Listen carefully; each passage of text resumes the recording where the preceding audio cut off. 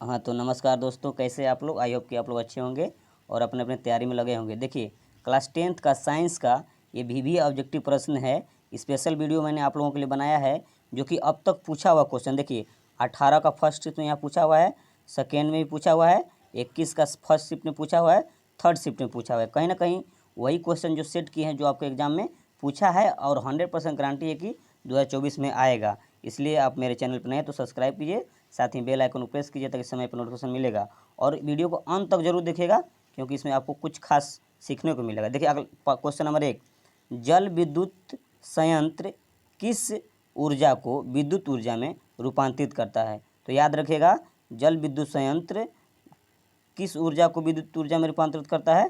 तो याद रखिएगा, स्थितिज ऊर्जा। किसको? स्थितिज ऊर्जा को, जो कि ऑप्शन नंबर डी आपका सही हो जाएगा। अगला क्वेश्चन देखिए, क्वेश्चन नंबर 2 है कि पवन विद्युत जनित्र में पवन की चाल कम से कम कितनी होनी चाहिए। जो पवन विद्युत जनित्र में जो पवन की चाल है, कम से कम कितना होना चाहिए। तो याद रखिएगा, 15 किलोमीटर प्रति घंटा की आपका कम से कम होना चाहिए, जो कि ऑप्शन नंबर ए आपका सही हो जाएगा। सारा क्वेश्चन पूछा हुआ है, देखिए आप लोग देख पा रहे हैं। 14 का फर्स्ट में है, 19 में पूछा हुआ है, सारा क्वेश्चन पूछा हुआ है। स्पेशल वीडियो आप लोगों के लिए साइंस हमने अलग से बनाया है। आगे क्वेश्चन है कि नरौरा, याद रखिए नरौरा जो है ना, नाभिकीय विद्युत संयंत्र किस राज्य में स्थित है। तो याद रखिएगा, आप लोगों को पता है ना बाबू किस में है। तो आप लोग गए हैं उत्तर प्रदेश, जिसको बोलते हैं हम लोग इंग्लिश में यूपी। क्या बोलते हैं? उत्तर प्रदेश, जो कि ऑप्शन नंबर सी आपका सही हो जाएगा। अगला क्वेश्चन देखिए, क्वेश्चन के लेवल से आपको पता चलेगा कौन सा क्वेश्चन है। क्वेश्चन है अगला, निम्न में से कौन सा ऊर्जा स्रोत सौर ऊर्जा के व्युत्पन्न नहीं है। तो सौर ऊर्जा के व्युत्पन्न कौन नहीं है।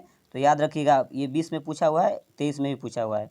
तो सौर ऊर्जा के व्युत्पन्न नहीं है। तो याद रखिएगा, नाभिकीय ऊर्जा सौर ऊर्जा के व्युत्पन्न नहीं है, जो कि ऑप्शन नंबर सी आपका सही होगा। अगला क्वेश्चन देखिए, क्वेश्चन अगला है, निम्न में से कौन अनवीकरणीय ऊर्जा का स्रोत नहीं है। देखिए, नवीकरणीय का मतलब क्या होता है, अनवीकरणीय का मतलब क्या होता है। नवीकरणीय का मतलब होता है जो कभी खत्म नहीं होगा, और नवीकरणीय का मतलब होता है जो कि समाप्त हो जाता है। जैसे अनवीकरणीय में क्या क्या आता है, कोयला, पेट्रोलियम, प्राकृतिक गैस सब जलकर समाप्त हो जाएगा। लेकिन नवीकरणीय कभी जलकर, जैसे नवीकरणीय में कौन होता है, तो सौर ऊर्जा यानी सूर्य का प्रकाश, ये कभी खत्म नहीं होगा, वो नवीकरणीय में आता है। तो हमको पूछ रहा है कि अनवीकरणीय ऊर्जा का स्रोत नहीं है। तो बायोगैस ना अनवीकरणीय नहीं है, ये खत्म नहीं होता है, जो कि भी ऑब्जेक्टिव प्रश्न था 2001 का थर्ड शिफ्ट में पूछा हुआ है। अगला क्वेश्चन हम लोग देखेंगे। क्वेश्चन अगला है कि सभी जीव जंतुओं के लिए ऊर्जा का अंतिम स्रोत है। बोला कि जो सब मान लीजिए समाप्त हो जाएगा, तो ऊर्जा सभी जीव जंतु जो है उनके लिए ऊर्जा का अंतिम स्रोत क्या होगा। ग्रह, चंद्रमा, सूर्य, कोयला। तो अंतिम जो है ना, सभी जीवों का अंतिम ऊर्जा का स्रोत है सूर्य। ये खत्म नहीं हो सकता है, ठीक ना। अगला क्वेश्चन देखिए, क्योंकि हम लोग ना गैस, कोयला ये सब जला के खत्म कर देंगे, लेकिन ये सूर्य नहीं खत्म होता है, ठीक ना। अगला क्वेश्चन भी है कि जो दहन कर ऊष्मा उत्पन्न करते हैं उन्हें कहा जाता है। यानी कहने का मतलब, जो दहन करके ऊष्मा को उत्पन्न कर उसे क्या कहते हैं। तो बहुत सारे विद्यार्थी हैं जो क्या करते हैं, वो इंजन में मार देते हैं, जो कि गलत है। आप याद रखिएगा, ईंधन होगा, जो कि ऑप्शन नंबर बी आपका सही होगा। जो दहन कर ऊष्मा को उत्पन्न करते हैं उसे क्या हम लोग बोलते हैं, ईंधन, ठीक ना। आप लोग याद रखिएगा इस क्वेश्चन को। अगला क्वेश्चन स्क्रीन के सामने, आप लोग कमेंट बॉक्स में आंसर बताने का कोशिश करेंगे। देखिए, आप लोग लास्ट में अंत में जरूर बताइएगा कि आप लोग 20 क्वेश्चन हमने सेट किया है साइंस का, आप लोग कितना सही कर पा रहे हैं, कितना में आपका कितना मार्क्स आ रहा है। क्वेश्चन अगला, सौर ऊर्जा क्वेश्चन है कि सौर ऊर्जा को सीधे विद्युत में बदलने वाली युक्ति को कहते हैं। यानी सौर ऊर्जा को सीधे विद्युत ऊर्जा में बदल दे, उसे हम लोग क्या कहते हैं। तो याद रखिएगा, सौर सेल सौर ऊर्जा को सीधे विद्युत ऊर्जा में बदलता है, जो कि ऑप्शन नंबर सी आपका करेक्ट हो जाएगा। अगला क्वेश्चन हम लोग देखेंगे। क्वेश्चन अगला आप लोगों के सामने है, आप लोग क्वेश्चन को आंसर देने का कोशिश करें। हमारे शरीर में पीएच कितने पारस के बीच कार्य करता है। कहने का मतलब, हमारे शरीर में पीएच जो है कितने बीच पारस के बीच काम करता है। तो याद रखिएगा, 0.7 से लेकर के 7.0 से लेकर के 7.8 तक हमारे शरीर में पीएच पारस कार्य करता है, जो कि ऑप्शन नंबर बी सही होगा। समझ में आ रहा होगा आप लोगों को, आई होप कि आप लोग सारे डाउट क्लियर हो जाएगा। देखिए, अगला क्वेश्चन ये भी पूछा हुआ। देखिए, 13 का फर्स्ट शिफ्ट में पूछा हुआ है, 14 का थर्ड शिफ्ट में सप्लीमेंट्री में पूछा हुआ है, 22 का ए में पूछा हुआ है। कहीं ना कहीं क्वेश्चन ये पूछा गया है, इसलिए हमने बताया शुरू में ही आपको कि स्पेशल यानी खास वीडियो आप लोगों के लिए बनाए हैं। क्वेश्चन अगला है, देखिए कि बेकिंग सोडा का अणुसूत्र है। बेकिंग सोडा का अणुसूत्र क्या होता है? तो याद रखेगा NaHCO3। क्या होता है? NaHCO3, जो कि ऑप्शन नंबर सी आपका सही होगा। देख रहे हैं ना कैसा क्वेश्चन सब सेट है। और क्वेश्चन देखिए कितना टाइपिंग साफ सुथरा किए हैं ताकि आप लोग समझ में अच्छी तरह से आए। क्वेश्चन अगला है कि निम्नलिखित में कौन विजातीय यौगिक है? विजातीय यौगिक का मतलब होना है यानी कहीं ना कहीं 3 जाति मिलता होगा, एक कोई ना कोई इसमें अलग होगा। तो याद रखेगा चूना पत्थर का रासायनिक क्या होता है? सूत्र होता है CaCO3। क्या होता है? CaCO3। याद रखिएगा। खगड़िया क्या होता है? इसका भी होता है CaCO3। याद रखिएगा सारे क्वेश्चन आप लोग। संगमरमर का भी क्या होता है? तो CaCO3। I plaster of Paris का क्या होता है? तो CaSO4 इंटू हाफ H2O। क्या होता है? ये प्लास्टर ऑफ पेरिस का रासायनिक सूत्र एकदम VBI बहुत बार पूछा गया, यानी लगभग हर साल पूछता है। किसका? प्लास्टर ऑफ पेरिस का। याद रखिएगा। तो क्या होता है? CaSO4। क्या होता है? CaSO4 into half H2O। किसका? प्लास्टर ऑफ पेरिस का। तो हम क्वेश्चन पे आते हैं। क्वेश्चन बोला है हमको कि निम्नलिखित में कौन विजातीय यौगिक है? विजातीय मतलब अलग है। तो देखिए ये तीनों का जो सूत्र होता है, ये तीनों का सूत्र एक ही होता है। किसका? चूना पत्थर का CaCO3, खगड़िया का भी CaCO3, संगमरमर का CaCO3। तो और प्लास्टर ऑफ पेरिस का क्या होता है? CaSO4 into half H2O। तो तीनों में अलग कौन है? विजातीय कौन है? तो बोलिएगा सर प्लास्टर ऑफ पेरिस अलग है, क्योंकि ये तीनों जाति मिल रहा है। ठीक ना? विजातीय ये हो गया। देखिए कितना क्वेश्चन हम एक ही क्वेश्चन में कितना आपका डाउट अणुसूत्र सूत्र से क्लियर हो गया। इसलिए बोलते हैं वीडियो को शुरुआत में देख करके अनदेखा मत कीजिए। क्वेश्चन यानी वीडियो को पूरा अंत तक देखिए, तब पता चले क्वेश्चन कैसा है। ठीक है ना? अगला क्वेश्चन देखिए, निम्नलिखित में से pH का कौन सा मान क्षारक विलयन का मान देता है? देखिए अब समझिए। तो जो है ना pH मान कहाँ से कहाँ तक होता है? तो pH मान 0 से लेकर के 14 तक होता है। कितना होता है? 14। अब बीच में कितना होता है? 7। याद रखिएगा 0 से कोई क्वेश्चन में आ जाए कि pH का मान कहाँ से कहाँ तक होता है, तो 0 से 14। तो याद रखिए बीच में 7 रहे तो उदासीन, अगर 7 से कम है तो अम्लीय होगा। याद रखिए, यहाँ समझ लीजिए क्या होगा। अगर pH मान 7 से कम है तो अम्लीय, अगर 7 से इधर अधिक है तो क्षारीय। क्या होगा? तो क्षारीय होगा। ठीक है ना? यहाँ से कॉन्सेप्ट क्लियर है। अगर 7 है तो उदासीन होता है, 7 से कम है तो अम्लीय, और 7 से अधिक होता है क्षारीय। तो क्वेश्चन क्या बोला है, यहाँ समझ गए होंगे आप लोग।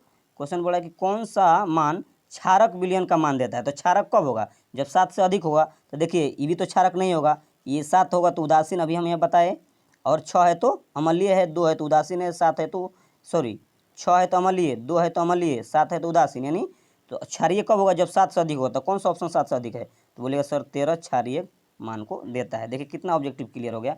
अगला क्वेश्चन देखिए, इस तरह से सारा क्वेश्चन आप लोगों को क्लियर करा देंगे। क्वेश्चन है, दांतों को साफ करने के लिए दंत संजन यानी टूथपेस्ट प्रायः होता है। देखिए 19 का फर्स्ट में, 20 में, आपका 19, 20 सब शिफ्ट में पूछा हुआ क्वेश्चन है।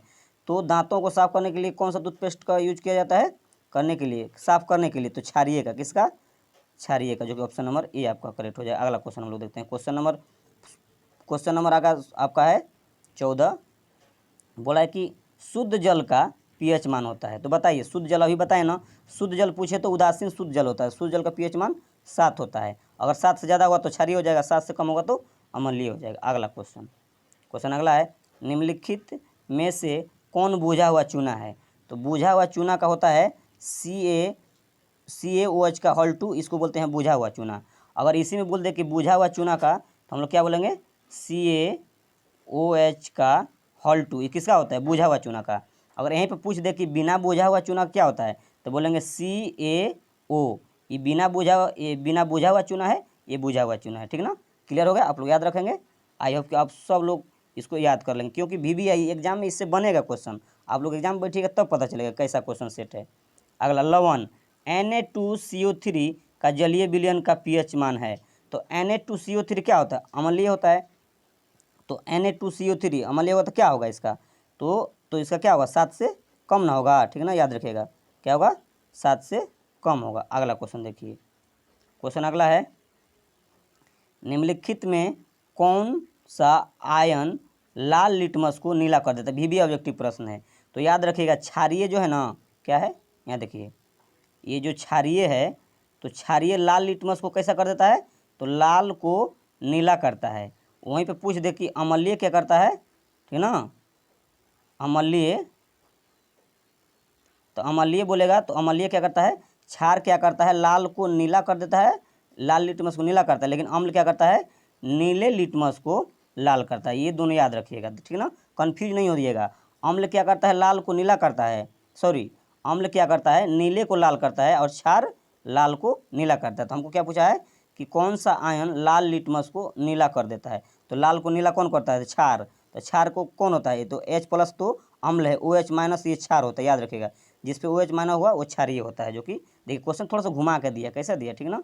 अगला क्वेश्चन देखिए, क्वेश्चन आप लोग बनाते रहेंगे और सोल्व करते रहेंगे। देखिए, कोई विलयन नीले लिटमस पत्र को लाल कर देता है, इसका pH मान संभवतः होगा। देखिए, नीले को लाल कौन करता है, तो अम्लीय, तो अम्लीय विलयन का pH मान क्या होता है, 7 से कम। तो 7 से कम, देखिए ये भी नहीं होगा, ये भी नहीं होगा, ये भी नहीं, 7 से कम 5 है। देखिए ना किस तरह क्वेश्चन सेट कर रहा है। और कितना बार पूछा है, 18 में, 21 में, 23 में, 24 में जरूर पूछेगा, इसमें कोई डाउट नहीं है। अगला क्वेश्चन देखिए, क्वेश्चन अगला, ऑक्जेलिक अम्ल का प्राकृतिक स्रोत निम्नलिखित में कौन है। प्राकृतिक स्रोत का मतलब ऑक्जेलिक अम्ल किस में पाया जाता है, तो याद रखिएगा ऑक्जेलिक अम्ल टमाटर में पाया जाता है, ठीक ना। तो आप लोग बताएंगे ये संतरा में कौन सा अम्ल पाया जाता है। आप लोग संतरा में, सिरका में, इमली में, ये 3 होमवर्क रहा आप लोगों के लिए। आप लोग बताना है। देखिए, ऑक्जेलिक अम्ल कहाँ पाया जाता है, तो टमाटर में, जो कि ऑप्शन नंबर बी आपका तो सही है। लेकिन आपका होमवर्क के रूप में हम दे रहे हैं क्या, आप लोग कमेंट में इसका आंसर जरूर देंगे कि संतरा में, सिरका में और इमली में कौन सा अम्ल पाया जाता है। क्या बोले हम, कौन सा अम्ल पाया जाता है, कमेंट बॉक्स में आप लोगों को बताना है, ठीक ना। अगला क्वेश्चन देखिए, क्वेश्चन अगला है कि प्लास्टर ऑफ पेरिस का रासायनिक सूत्र है। तो हम अगले क्वेश्चन में बताए थे प्लास्टर ऑफ पेरिस का क्या होता है, तो बोलिएगा सर हम बताए थे क्या, CaSO4, ठीक ना, CaSO4 इंटू ½ H2O, किस में है, ऑप्शन नंबर दिख रहा है बी में, आपका करेक्ट हो जाएगा। एकदम वीवी ऑब्जेक्टिव प्रश्न था, लेवल से पता चल गया होगा। अगर मेरा प्रयास अच्छा लगा तो कमेंट बॉक्स में आप लोग बताएंगे और किस टाइप का आप लोग ऑब्जेक्टिव चाहिए, और प्रयास अच्छा रहे और समझ में आया तो वीडियो को लाइक कीजिए, सब्सक्राइब कीजिए, दोस्तों का शेयर कीजिए। मिलते हैं नेक्स्ट वीडियो में। Thanks for watching.